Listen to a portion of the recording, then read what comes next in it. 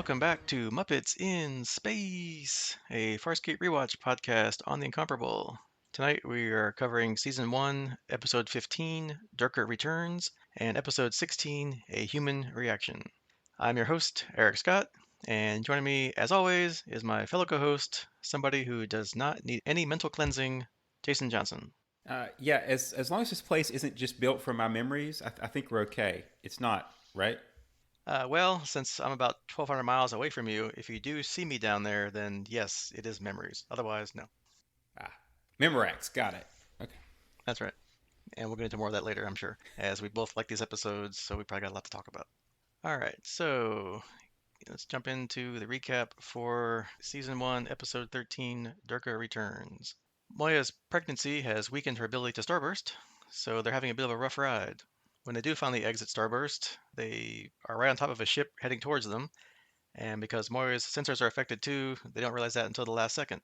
They kind of bounce slash scrape off each other. Pilot brings the ship on board, and the crew go down to the docking bay to greet their new quote unquote friends that they ran into. A man steps out of the ship, and then Zan runs in saying that she's detected a massive energy weapon on board that ship, but the man says it's powered down as evidence of their peaceful intentions. He says that there are two others on board also, who are also unarmed. Rygel then hovers in, and when he hears that man's voice, he looks horrified and says he saw his corpse, and then spits on him.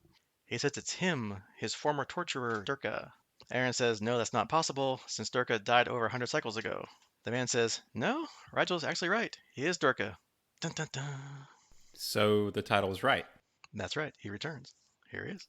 Rygel then goes to attack Durka again, but Crichton grabs him and holds him back. Aaron asks Durka why he's not dead of old age, when another passenger steps out of the ship and says that they saved him. His name is Salas of the Nebari. He says Durka poses no danger. He's now incapable of harm. Yeah, we'll see. Salas says they're due to rendezvous soon with another one of their ships, and in the meantime, since they got ran into and are damaged, they'll need food and quarters on Moya. Durka asks if the ship has any containment cells because they're transporting a very dangerous criminal, a female Nebari named Chiana. They put her in a cell, but refuse to say what crime she has committed. Dargo shows Durka and Salas to their quarters and mentions the DRDs are repairing their ship. Chiana begs for Crichton's help, saying he wouldn't consider what she did a crime, and asks for amnesty. Salas then activates a control in his forehead, oddly enough, that makes the collar she's wearing cause her pain and she collapses. Salas says to Zan that they eliminated the evil parts of Durka's mind with a process that they call mental cleansing. But it's so intricate that they have to place the subject in cryostasis, and in Durka's case took about 100 cycles to fix all of his evil parts.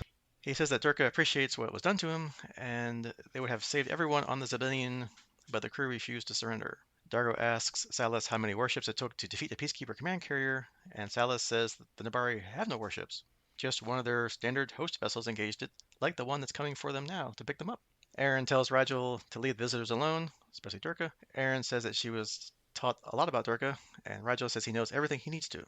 He faked his own death to save himself and left his crew for dead. Aaron tells him to ensure that Durka stays alive. She goes to see Durka, who tells her that he achieved nothing as a peacekeeper.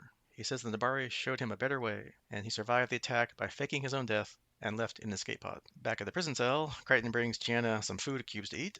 He says that they're worried about her and asks why. She says she doesn't respect authority. She stole food when she was hungry, stowed away, and defended herself when necessary.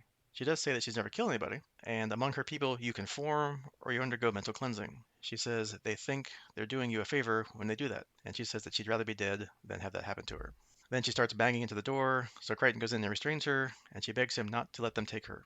Crichton goes and talks to Durka about the cleansing when a little bomb slash hand grenade rolls in and explodes. Dargo and Aaron run in to investigate, just as Rygel hovers in, and Durka grabs him by the throat and then falls back down. Crichton grabs Rygel and asks what happened, kind of rather forcefully, since he almost got blown up by Rygel.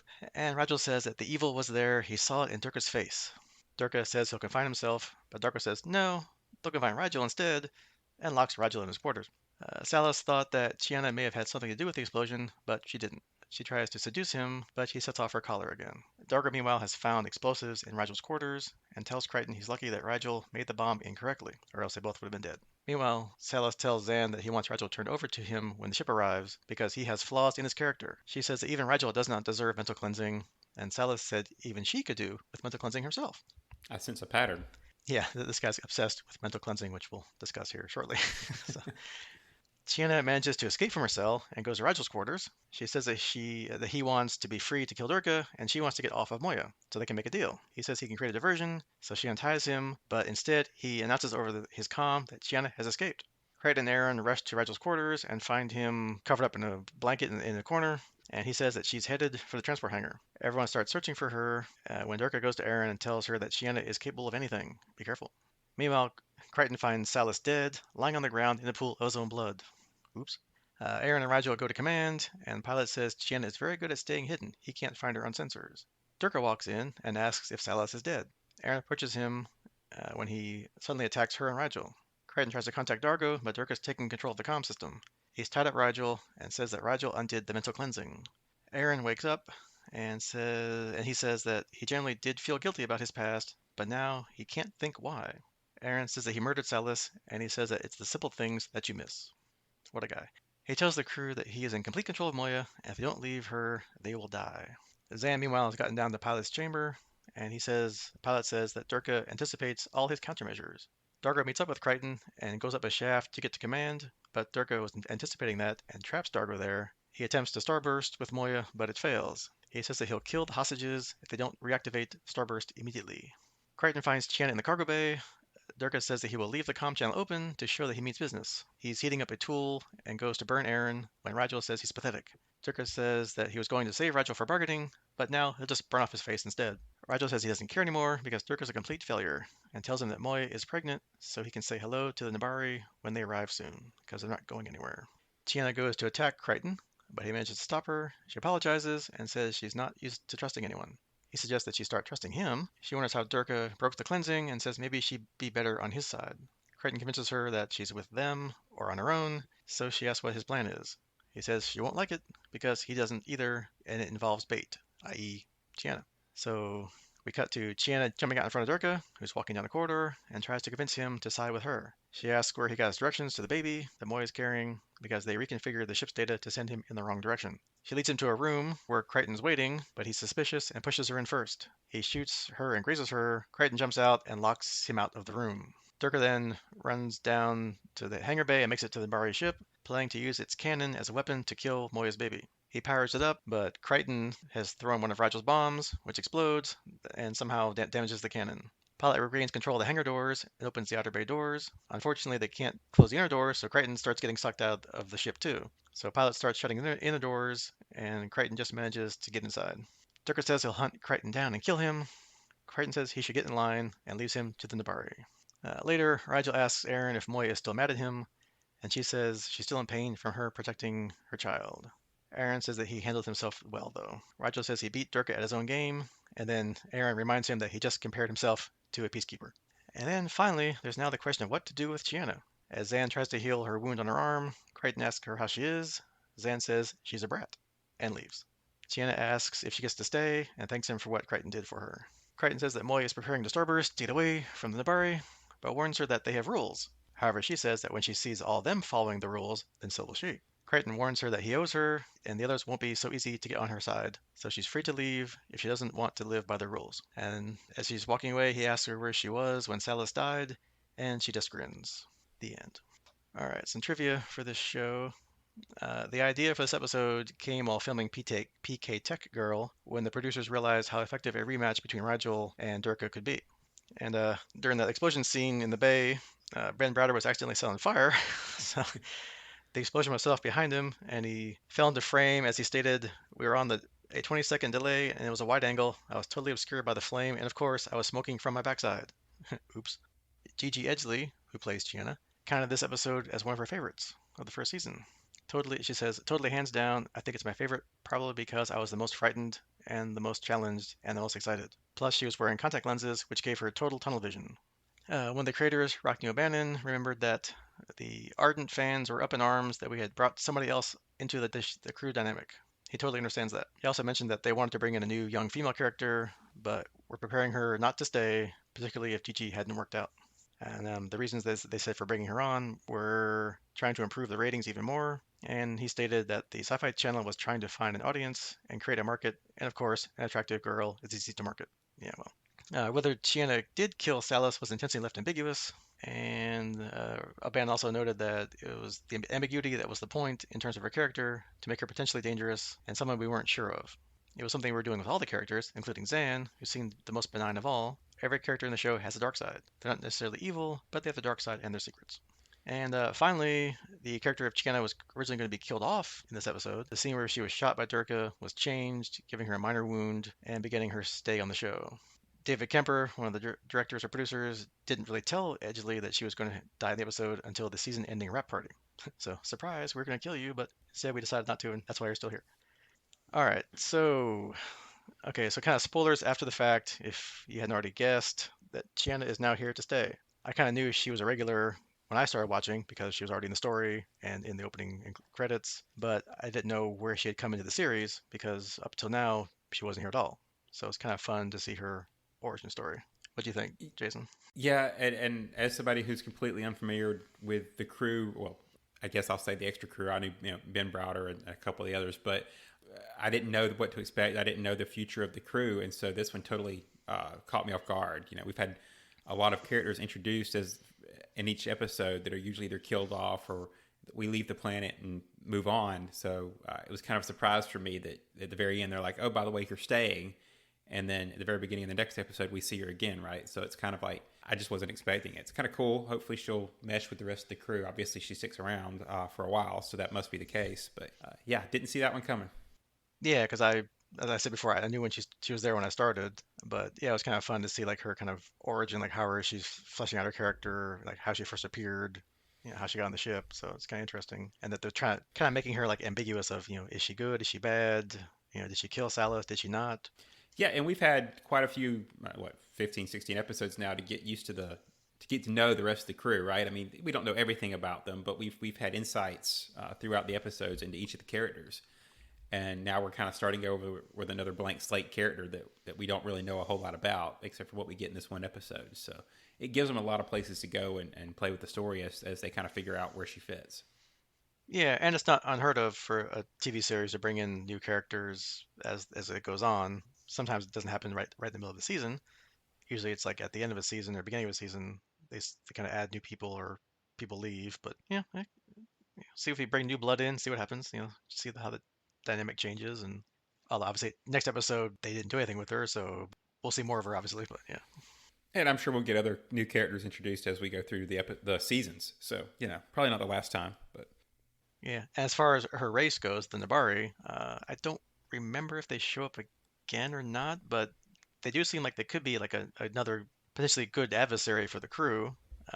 And they do have a reason to come back. Chiana, the escaped prisoner, is still out there somewhere. And one of the people was killed, maybe by her, maybe not. I'm sure Durka's going to say, yeah, it was crazy. She killed everybody, and I escaped barely, and whatever. So, I mean, they could be looking for Moya now. I don't know. yeah, I mean, actually, not only could they come back, but Durka could come back, right? I mean, we don't know for sure what his fate is. So, depending on how he spends it. Yeah, if you want to make it the trifecta, the Durka trifecta, he can come back for the third time. I don't know. We'll see. Could that be Revenge of the Durka or something like that? So. Yeah.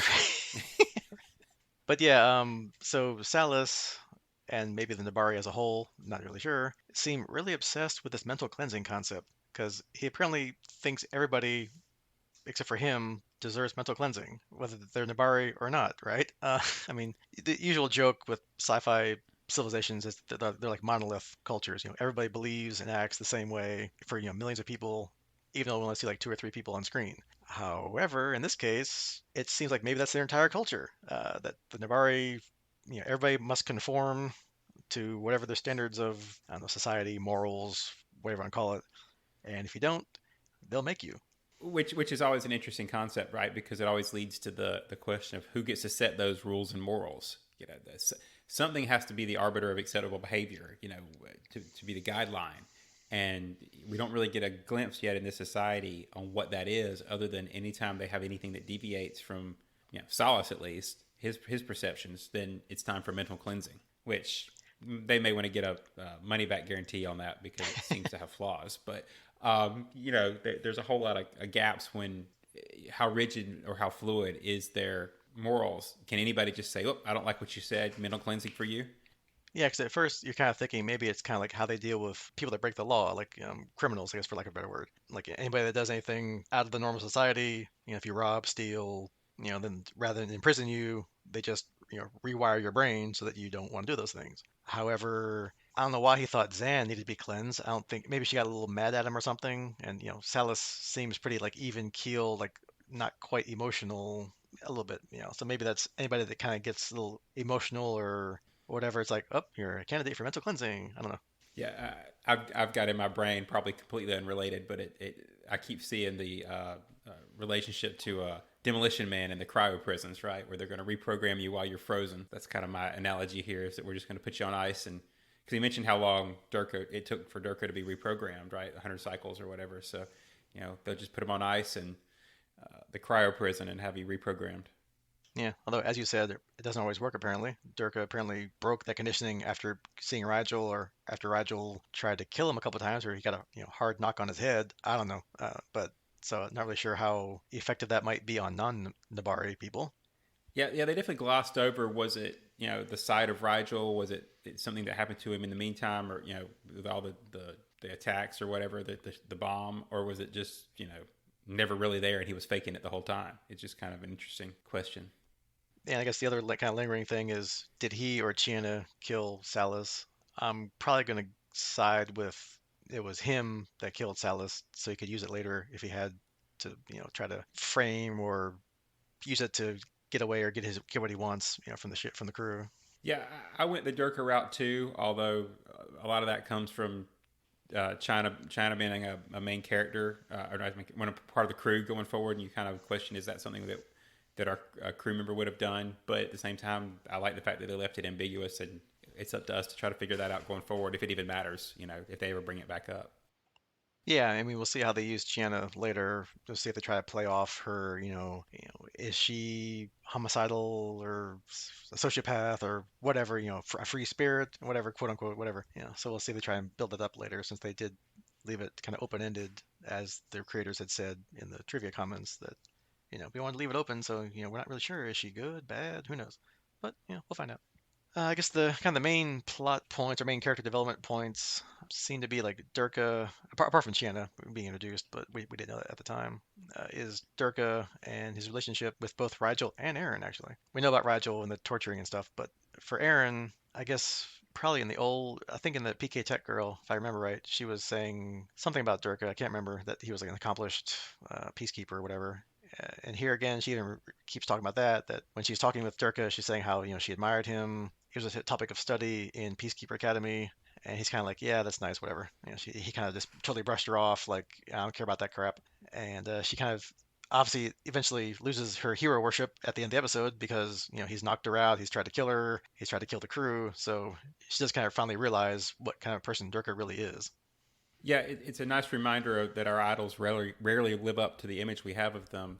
And I think it's also a good spot to kind of show us even further that Erin's moving further away from the peacekeeper mentality, right? I mean, the more she's around the crew and the more her relationships form there, she's less. I mean, she's still a peacekeeper and has her militaristic tendencies, but her ideals and moral compass seems to be shifting a little bit as we go through the season. Yeah, because what we've seen of other peacekeepers that we've encountered, obviously we've seen, Krace and Durga, but there's been other people, like most of them seem to be kind of on like the Durka track, like the full of themselves. I don't know what I'm gonna call it, evil, but like, cruel, straightforward, brutish. The only people we have seen that's been kind of not that way has been like, like the tech side, like the tech girl from PK Tech Girl. She was kind of nice and congenial compared to everybody else. So yeah, I mean, maybe it's finally rubbing off on her, or maybe she wasn't quite that way, because I guess she was a relatively new peacekeeper. I'm not really how old she is or how long she's been a peacekeeper, outside of the training classes and stuff. But yeah, she's finally losing, I guess, that brutish charge forward, and, mess everybody up peacekeeper mentality, and now is kind of realizing, yeah, maybe that's not exactly the best thing I could have done, probably. Well, and seeing the shades of gray instead of black and white, that's it seems to be a big thing in their culture, is black and white. It's either this or that, and she's kind of having to live on that edge and see that there's places in between. And Rigel, once again, is showing that he's got courage and a backbone. The last couple episodes, they've been building on that, where he's not exactly the conniving cheat, looking for the easy way out kind of person. Although he is sometimes with that all those gaming stuff he was doing in the other episodes with people. But Well, he's using that to his advantage, not hiding behind it. So right, not trying to scheme or steal things from people necessarily. Right, he's using it for a reason. So this time he's standing up to Durka. This time he's like taunting and insulting him, saying that was something he should have done back when he was a prisoner for 130 cycles, I think he said, way back whenever. And he even ends up to Chiana too. He plays her. She comes in saying, "Hey, I want to get off the ship. You want to kill Durka? Hey, we can make a deal." And as soon as she lets him out of his restraints, rather than do what she wants, he immediately calms the rest of the crew and tells everybody that she escaped.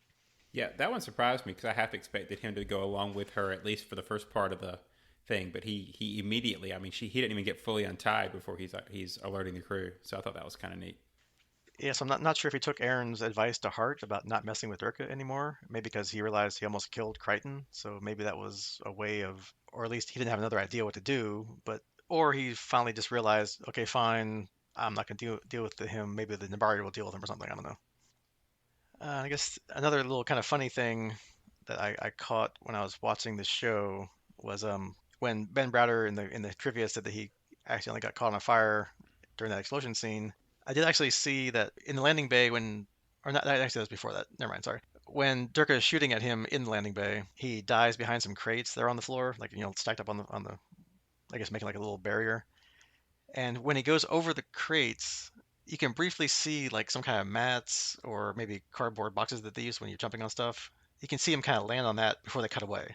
So I thought that kind of funny. Yeah, yeah.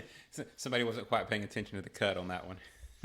Yeah, because you can see like the mats kind of like scrunch up when he goes over the corner. So if he was landing on a hard metal floor, that wouldn't happen. So I was like, ooh, continuity error. Well, you never know. Moya could just have mats laying around just in case. Yeah, always behind these big wall of crates, you need to have a mat because if you're gonna jump over the wall of crates, you want a soft landing. That's how it works. Well, actually, that was Rygel's nap corner. They just kind of fell into it. So Yeah, he's got plenty of little hidey holes on the ship, so he's got his little sleeping bag laying around somewhere. All right, any other comments or I know we both liked the story. We thought it was pretty good. yeah, yeah, definitely. Like we said, this had some good character growth, which is always a kind of a hallmark of a good episode, I think, and a new character, new crew member. So a lot more than I actually expected out of a episode 13 pretty much mid season episode. So Yeah, and I'm sure we'll see a lot more of her in the next episode. or not. Well, let's see. Oh, and actually, apparently I said it was episode 15 and 16, but our recap I said 13 and 14. So really, wrong. Sorry. Add one. We're on 15 and 16. Now I'm really confused. I hope I watched the right one. That's what you get when you copy and paste the document each week and forget to change the episode numbers. But yeah, it's definitely 15 and 16 we watched because I had it up at the top, but not at the bottom. So sorry, everybody, if we confused you. It's 15 and 16. If we confused you, it's just because we're confused. So Yeah. it's okay. Plus it'll be the episode title and descriptions all over the place anyway. So by the time you get to this point, you'll be like, "Why are you talking about that? It says 15 and 16." So hey, whatever. But a little behind the Yeah, scenes, yeah. how the sausage is made, kind of thing. So Yeah, and speaking of episode 16, let's jump into a human reaction. So we open with Zan and Chiana arguing about something that Chiana took from Zan's quarters, while Crichton is in the background leaving a message for his dad. And spoiler alert, while we do get some carryover of Chiana from the last episode, this is about it. Um, so we move on. Pilot contacts Crichton and tells him that to go to command immediately. Moya has found a wormhole that just appeared right in front of them, and as they're studying the wormhole, they see through the wormhole a planet, which Crichton identifies as Earth. Then Crichton prepares to launch Farscape 1, and Erin says she can't go with him because she's not certain that she'll belong there. Zan says that the trip could kill him because it's unstable, but he says he has to do it because it might be Earth, which he just said it was, so we can move on. Crichton tells Dargo that he hopes he'll get to see his son someday, and everyone gets a little choked up. Crichton tells Rygel that he's going to leave all of his stuff and give it to Aaron, but Rygel realizes it's a joke. Aaron peeks around the corner and he says his goodbyes. Crichton gets to the mouth of the wormhole but hesitates, and Dargo calms him and persuades him to go in despite his fears. Crichton does, and Pilot loses him from sensors. Crichton crash lands on the Australian coast, where he asks the woman who's running on the beach where he is, just as the military come and knock him out with a tranquilizer dart. We jump to a military base where a man named Wilson is questioning Crichton in a cell. They bring in different foreigners, thinking that the translator microbes in Crichton's brain are in fact an alien virus, and they have Crichton translate what each of the different foreigners are saying. Crichton eventually responds that he won't play any more games, so Wilson leaves. Later, he asks the guard, Cobb, when he'll get out. Cobb says he doesn't know, so Crichton asks to read the paper, only to find out what's happened in the 7 months that he's been gone. But when he asks Cobb who won the Super Bowl, Cobb doesn't know. Eventually, Crichton's dad, Jack, comes in and says he wants to see his son. John asks him to get him out of there, and his dad asks what happened on his 10th birthday, checking to see if he's who he says he is. John said his dad was late again because they held him at Houston for tests. But then he woke him up at 4 o'clock in the morning just to go fishing. Jack hugs his son, and John asks what's going on, since this is far from the normal recovery procedure. Jack says that nothing's been the same since he left, and the wormhole stayed open. John asks his dad to get him out of there, and he says he will. Eventually, the two of them are walking along the beach, and John says that Wilton would not have just let him go. His dad shows him a van with 2 women are watching them, and points out some other people kind of around the beach that are watching them also. He says that Wilson wants him to find out if he really is his son and everything about the wormhole and what's on the other side. They return to the base where John tells one of the workmen that he's doing something wrong. Then he recognizes him as somebody he's met before. The base goes on alert as a transport pod has come through the wormhole, and John tells them not to fire since it has no weapons. We cut to the containment cell on the base with Aaron, Dargo, and Rygel inside. Aaron says the Earth disappeared when he went through the wormhole. Rygel says that it was her idea to go after him, and she says she just wanted to get a closer look, but then the wormhole sucked her in. Wilson wants to know what they're saying, since the other humans can't understand because they don't have the translator microbes. John lets them know that they're scared. Rygel asks why they're treating him like this, to which John replies that they're freaking out, but he says he'll take care of them. Rygel complains that he doesn't feel well, and John says it's because of the tranquilizers that they shot him with. John asks his father what's going on and notices that all the magazines are 7 months old. They must not want him to know anything. He says that they trust the others a lot more than Wilson, that the crew's his friends. A man calls him to the medical bay where they find Rygel cut open and dead. John has a go at Wilson and tells Aaron and Dargo that the official word is that Rygel died from allergic reaction to tranquilizers. However, he says that he thinks they killed Rygel, and Dargo says they cut him open to study him. Dargo says that when they come for him, he'll fight. Aaron says that even the peacekeepers wouldn't kill a prisoner to study them, and just tells John to go. Jack then tells John that it was naive to think that he could protect them, and John says that he's going to make Wilson understand. Jack asks if he's willing to die for those creatures, and John says he gave them his word. He goes to the medical room where he finds a man on the ground. Aaron appears and asks if she killed the man, to which John says no. He says he's on her side and she has to trust him. She says they took Dargo, but she was ready when they came for her. John and Aaron find Cobb, and they ask him where Dargo was taken. Cobb says he was flown to another base, and John takes his gun and knocks him out for Rygel. They leave, and Aaron's fascinated by the rain and says she likes it. They go to a house where Jack and John spent some time last year, but Aaron doesn't trust that his dad told him where it was. They go in and drink some beer, which Aaron says tastes like Philip nectar. John apologizes for getting her here and stuck on Moya. He looks out the window, and Aaron says he was right. Earth is actually very beautiful. She says they'll have to kill her to capture her, and he says he knows and rests his head on her shoulder. They then kiss. Jump cut to the next morning where Aaron tells John to get out of bed. Aaron's found an uninhabited place to hide, but there's a knock on the door. It's Jack, and Aaron holds a gun to him. She wants John to search him, but he refuses. Jack says he talked to everyone he knows, but no one will help them. Dargo is on his way to a military warehouse, and the official word is that they never existed. He tells them that they have to get out of town. He'll cover for them. He says goodbye, and Aaron says something apparently heartfelt that he understands the emotion of, if not the content, and says, "Thank you, Aaron's son." Aaron and John walk down the street when John sees the girl who was at the beach. He asks the man at the newsstand why all the magazines are 7 months old, but then he recognizes the man as being from the beach the other day also, and says he used to ride his bike past the man's house in the 5th grade. As he thinks about it, he knows everyone around him, and he pulls his gun on Aaron. Every place that he's been so far, he's been to in the past. He goes into a pool hall that's just the way he remembers it, and he knows all the people there too. He's been in the men's room before, but never the ladies' room, so he kicks open the door to reveal an energy barrier. John then goes back to talk to his dad at the military base, who says he did very well. Everything here was a physical recreation from his memory. He's not his father, but the others are real. They were investigating the wormhole, and they were used too.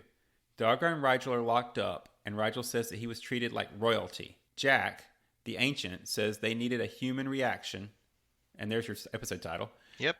He Product placement right there. Yeah, you got to get it in somewhere.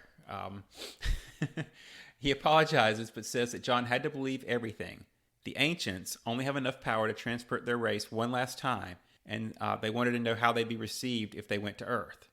John goes through a door where there's a hive of aliens. Jack says that they only want to cohabitate on the planet while they land and replenish their hive. The ancients have stories of a world that will welcome them, and they had to know if the humans were that world and would welcome them or if they would fight. He apologizes for taking John's dad's form, and John asks to see what he really looks like. Surrounded by light, he transforms to his true form and says that the highest form of life on the planet is often the most destructive, and that they think humans would kill them. He says that they will continue searching for a home, and John says so will he. The ancient returns Jack gets good luck charm, which John gave him earlier in the episode, and says maybe they'll meet again one day. A little trivia about this episode. Dave Esley built and designed the ancients. He said, they were huge. The great big pod things were each about 9 foot long. The set was just a big concrete bunker, so these 3 creatures were really the set. The heads were silicon and full of lights. He also revealed that the eyes of the creatures were inspired by plasma ball lights found in many homes and offices. The insect alien was a rod puppet, and its controls were removed digitally in post-production.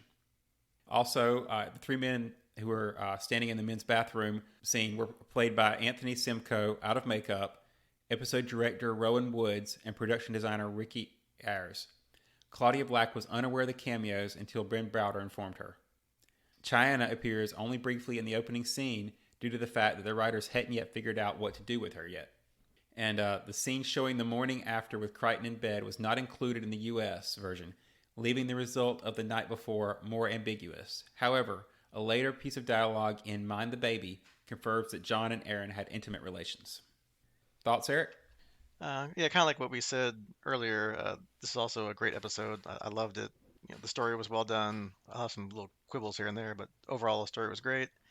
The acting was great also.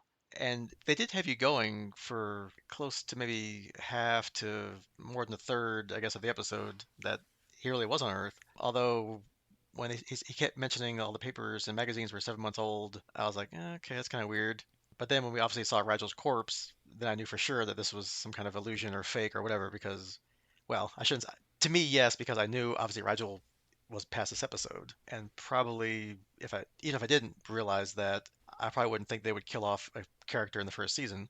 And then, I guess keeping with my suspicions, John keep asking an Australian soldier who won the Super Bowl. Okay, no problem with that because why would he care? He's Australian, right? So. Yeah, I agree. Though I wouldn't put past captors to limit your knowledge to the 7 months. To kind of putting you in a familiar time frame and not letting you have extra information. I kind of associate that with like the Steve Rogers waking up and them playing the old baseball game on the radio in the background because they're trying to put you in a comfortable scenario. As far as did it work tricking you? I think I always suspected that it wasn't going to be Earth Prime, to kind of put a label on the real Earth, right? But I did go through the normal sci-fi scenarios of is it an alternate timeline? Is it going to get backed up and erased? Is it and I thought they could have done a lot of fun stuff with alternate timeline stuff or alternate reality, but it kind of went the Q route, which is it works. Yeah, or maybe like somehow John and Aaron would escape back to the pod or the Moya's transport pod, go back through the wormhole, and somehow go back in time, and then they would show up before or after he left or something, and then Rygel's still alive or something.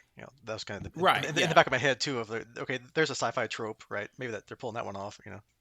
Yeah, because I agree with you. The killing of Rygel, obviously we knew they weren't going to do that, but it could have. There's so many ways they could have undone it and still had the place be real. That I was kind of playing with it for a little while until we actually got the reveal, which I kind of find interesting because it felt like, and this is not a knock because I enjoyed the story, but it felt like they spent so much time on the setup that when he finally had the realization and you had the reveal of the aliens, it felt very rushed, right? I almost would have liked this episode to be another 30 minutes just because there's so much on the back end they could have done with the aliens that they just didn't have time for because they did such a good job setting up the first part. Yeah, or maybe even make it like a two-parter, which there will be two-parters later, if I remember. But yeah, maybe have everything be believable, and then maybe at the end of the first act, or first, not first act, first episode, they come in when like Rygel's dead. Oh my God, and then cut next episode, what's gonna happen, right? So, yeah, but yeah, it was a little kind of like, okay, we all that touchy-feely. Okay, he's back on Earth. Oh, something's going wrong. Oh, look, aliens, and then oh, it's all just a dream. Yeah, That's all just a dream. Not really, but yeah, and that's not a knock because, like I said, I really liked it. Mhm. I liked it so much I would have liked it to be more. Yeah, and then because they do spend probably several minutes in the opening where John's getting ready to leave, and if that's his final time, he's saying goodbye to everybody, to each person except for Chiana because she's gone.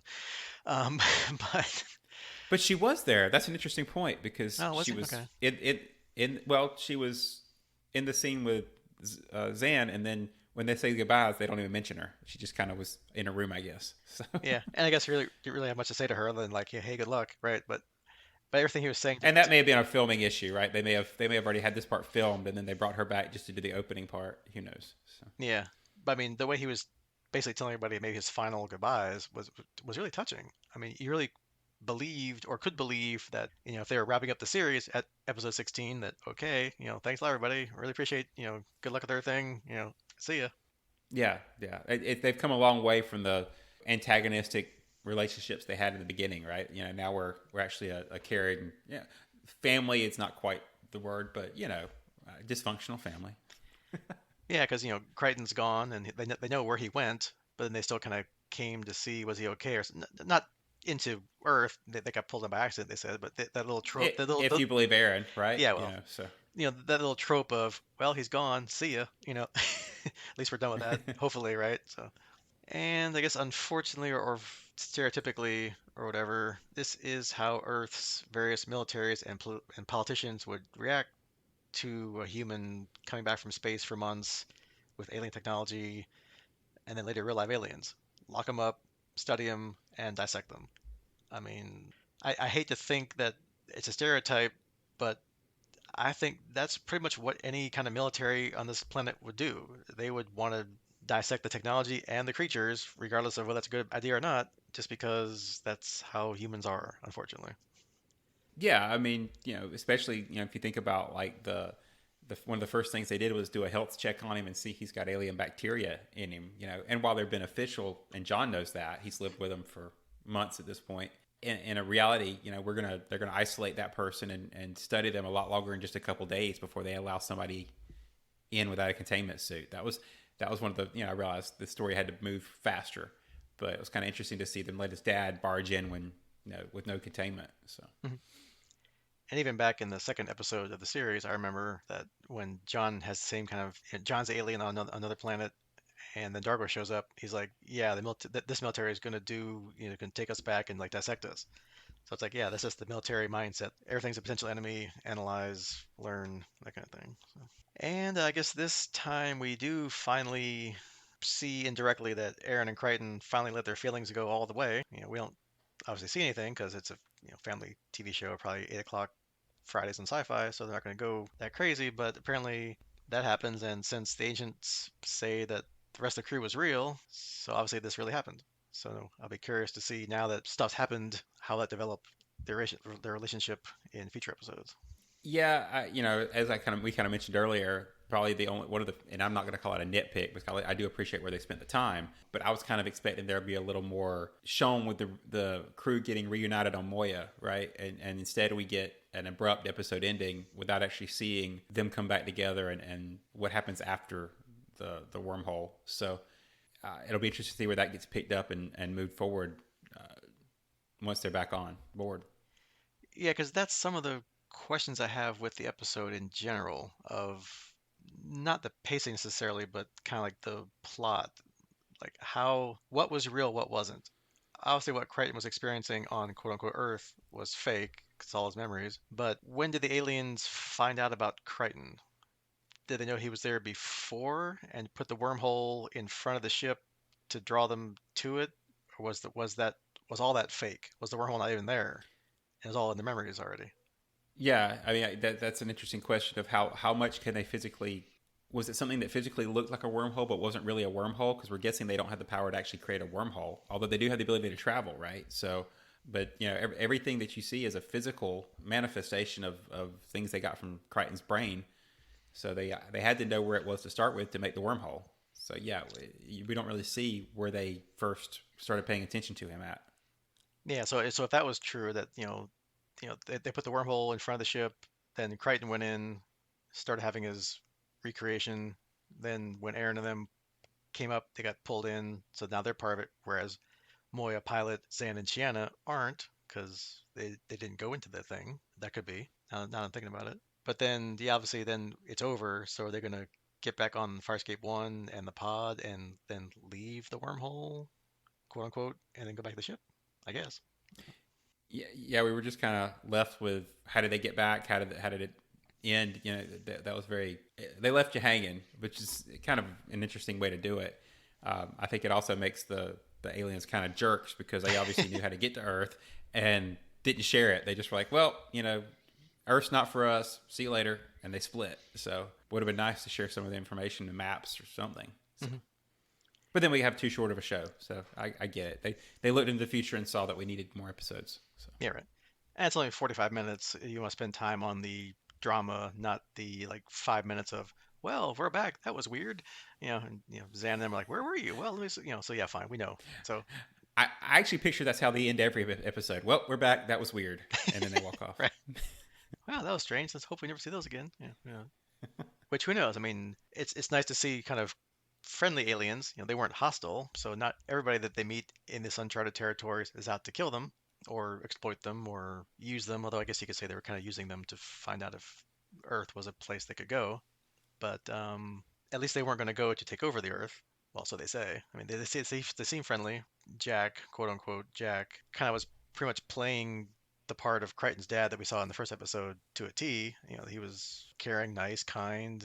He even at the end when he reveals himself was still benevolent and nice and wasn't lording his power or abusing anything. He was just hey, this is how we learn. We want to make sure we have this prophecy or whatever you want to call it that we're going to find someone that will take us to where we want to go. It just didn't seem like it was this time. Yeah, but to counter that, they also played the part of the bad guys and the military and the people who, while it didn't really happen, they made John think that they killed and cut up Rygel. So, I mean, they were the good guys, but they were the bad guys. The aliens were both parts in this episode. Yeah, it was kind of like, what kind of simulation is this? It's kind of like a holodeck kind of thing. Like they're mining Crichton's memories for people, and I guess as they set up this creation or whatever, it's either got a mind of its own or just runs or however it works.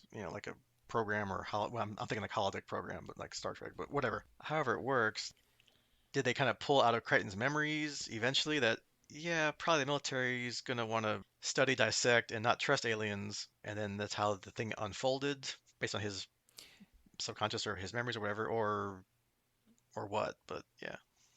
And were all the NPCs other aliens? Good point. Yeah, would they be playing the part of it? Because obviously there were, if there's a whole race of people, a race of beings, we saw like three or four giant little pods, so they must be inside, whether they're miniaturized or just a DNA kind of thing or whatever. So yeah, I mean, who knows? Interesting. I kind of picture this, this, you can say this for the whole season, right? We're kind of doing the first season of Star Trek. We've got to set up all the alien races. Some of them we can come back to, some of them we don't, but we're kind of world building still. So it's kind of neat to have all these things that you could come back to at any point. So. Yeah, because it's so new and it's a different show and a different universe kind of thing that pretty much they can get away with anything. They can just say this alien can do these things because we say so because it's the first time we're seeing them. We don't know anything about them, so hey. Yeah, and if they show up again, we've got an established, person we could reuse. Yeah, I mean, I'm not sure if they do show up later or not. I can't remember. These may not. I'm just saying in general. That's kind of the beauty of it. Is that any of these people, if they click, you can just bring them back anytime you want to. Mhm. So Yeah, I mean, there's stuff with wormholes later, obviously, because that's kind of the whole point of why we're here where we are. So, we'll see if they come back later or if it's somebody else. And it was kind of fun, I guess, seeing Crichton figure out that it was all his memories, not reality. Which it starts figuring out that everybody he sees is people he knew, whether personally, like I drove past your house in the fifth grade all the time, or Wilson and Cobb, who he knew from the program, and then just people in general. Like I guess they're just pulling people's pictures out of your head of if you're walking like coworkers or neighbors or friends or just people you walk past on the street, if you at least had in your memory of kind of what they kind of vaguely look like, and that you can populate that world with people, right? So it's kind of fun for him to figure out that these are all people from his past, not present. And then that's probably why everything was 7 months old, because he has no knowledge of what happened after he left. Therefore, why would the aliens to set it up that way? right, and of course it makes for the fun reveal when the matrix glitches and you have the same person repeated. So And of course, it's fun because I guess Crichton's never been in a woman's restroom in his life, so they couldn't pull that from him, or at least not that woman's restroom in the pool hall. yeah, I think I would have had fun with that scene and just had it be like the same as the men's restroom, including the same three guys standing there. Right. So, Yeah, and then it's like, wait a minute, that's not possible. But yeah, so overall, yeah, it was a pretty good episode. yeah, I think we definitely had good ones. Both of these, like as we said, kind of at the top, these were good mid-season towards the end of the season, I guess. Downhill, yeah, on the upswing episodes, and we get a little bit of world building and we get a little bit of new characters. So pluses. Yeah, and hopefully now the writers have had a episode off, however long it takes to film one of those, like a week or two. So now maybe next episode they'll have more Chiana. We'll find out. Speaking of which, next time, and these are labeled correctly from our previous conversation, will be season one, episode 17, Through the Looking Glass, and season one, episode 18, A Bug's Life. If you want to play guess the episodes, I hope that Through the Looking Glass isn't like a reference to like Mirror Mirror, Star Trek, things like that, where we're gonna have like an alternate reality of where the crew's evil or something. I hope not. It's definitely gonna be Alice in Wonderland themed. That's my guess. Yeah, that's what I was thinking. Like some kind of Alice, like fantasy, psychedelic, whatever. We'll see. I don't know. I kind of got that vibe off the title. And then A Bug's Life. Was co-produced by Pixar, right? Yeah, right. That was a movie from the 90s from Pixar, I think 90s, which would be when this episode was around, when it's filmed. So who knows? But the only bugs we've seen so far were those was it the Drac from the one episode where they look like the crew and then they breed and they leave. I don't think they're coming Yeah. back. I haven't seen this. I don't know, but they weren't really that interesting before, so hopefully it's not them again. Now, hopefully, we get a different set of bugs. Maybe this is a different bug themed planet. Yeah, it's a big universe. There could be lots of different bugs out there that are sentient and whatever. Who knows? All right, so that's your homework for next time, episode 17 and 18, and we will see you next time. Goodbye.